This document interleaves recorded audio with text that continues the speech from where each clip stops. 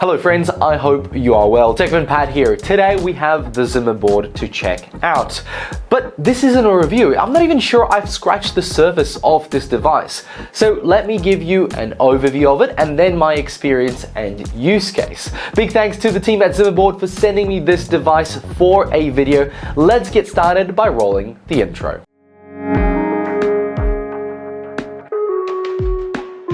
Okay, let's get the fluffy stuff out of the way. This little gem of a device is a game changer when it comes to versatility and a powerful computing solution in a small form factor. The design and build quality is absolutely impressive. The high quality components ensure a very smooth operation, but most of all, an impressive heat dissipation, even during very intense workloads. On the performance side, it is loaded with Intel's quad-core CPU clocking at 2.2 GHz, making the ZimaBoard a beast on paper when it comes to handling demanding tasks. It breezes through resource-intensive workflows, virtual machines, and even containerized environments, and with 4 gigs of LPDDR4 RAM, multitasking feels great. I say this within reason. It's still an Intel Celeron N345, not a Ryzen 9 or anything like that. Connectivity-wise, it comes with a variety of ports, including 2 gigabit Ethernet ports, 2 USB 3.0s, and 2 SATA 6 GB ports. But most interesting of all, it has a PCIe slot right here. It's 2.0 and it's only at 4x, but that's not the worst part, and it's actually okay.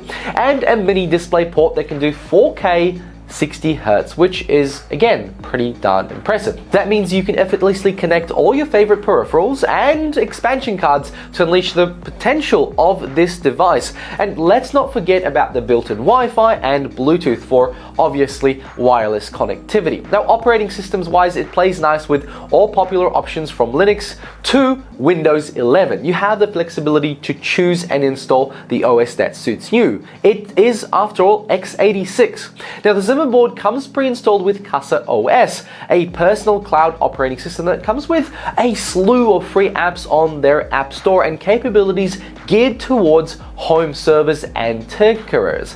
But you can't have a server without decent storage capabilities, and here the ZimaBoard really shines. It just doesn't disappoint. It comes equipped with 32 gigs of built-in eMMC storage, giving you ample storage for, the installed application and files directly on the device.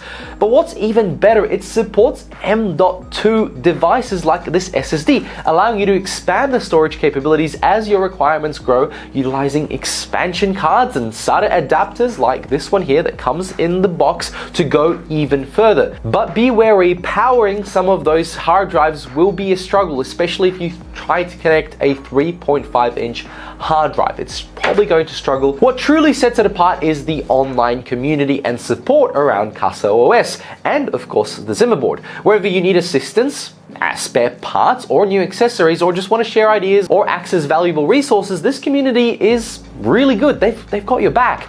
It's like having a tech-savvy support system at your fingertips. So learning and the accessibility of this board is spot on. So I'm a big fan of TrueNAS. I've been using it and deploying it to other people's homes and companies for a long time. It is free, and then if it's enterprise use, there is a license. Now this server here, it can look a little bit janky with cables connected to hard drives and whatnot, but TrueNAS's power comes from the fact that you don't need a screen connected to the device. There is a web UI, and so I think if you connect all this, chuck it in a cupboard, and power it over Ethernet with an adapter that's available at ZimaBoard's accessory store, then you're going to do really, really well. So my use case, TrueNAS, a Plex server, Sonar, and a bunch of other applications that are there just to help me manage files, manage movies that I have loaded onto it from my DVD collection, and using it as a camera server. So if you've got some cameras, you can load it up with the applications from the TrueNAS store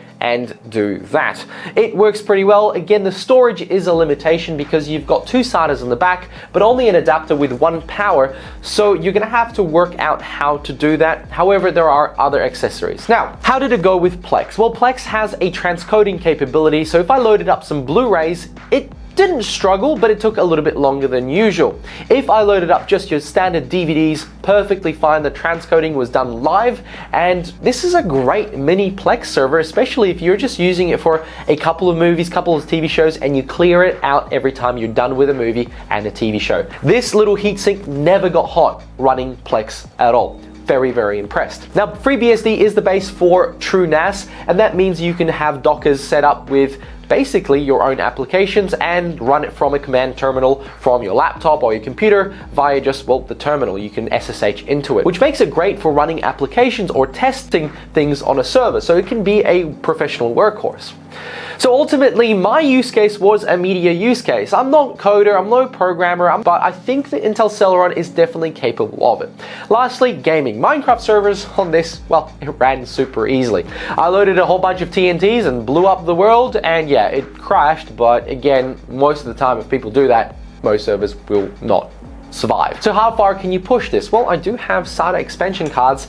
The problem is the limitation of this being only 4x in its speeds meant that having too many hard drives is problematic. And of course, getting power to them is another problem in itself, meaning that this ends up being a tangle, a spaghetti of cables, and so causes, well, I guess it's not a great look. But if you're tinkering and playing with it around all the time, it's not going to be an issue. And one thing I did try is a graphics card, both in NVIDIA and AMD. I couldn't get the NVIDIA to work under Windows 11, and the AMD didn't really work very well either because I believe it needed power from the actual pins itself rather than just external into the 6-pin at the back. So it didn't work, but I just don't think you're ever going to load graphics card into this. Now, the ZimaBoard comes at a price that won't break the bank, but let's be clear, it's not cheap. When you compare this to your old family computer that's sitting there doing nothing, yes, this is expensive. You can install CasaOS on that system too. It will in fact have more PCIe and more SATA slots available and at faster rates, but just not at this physical and tinkering size as the ZimaBoard.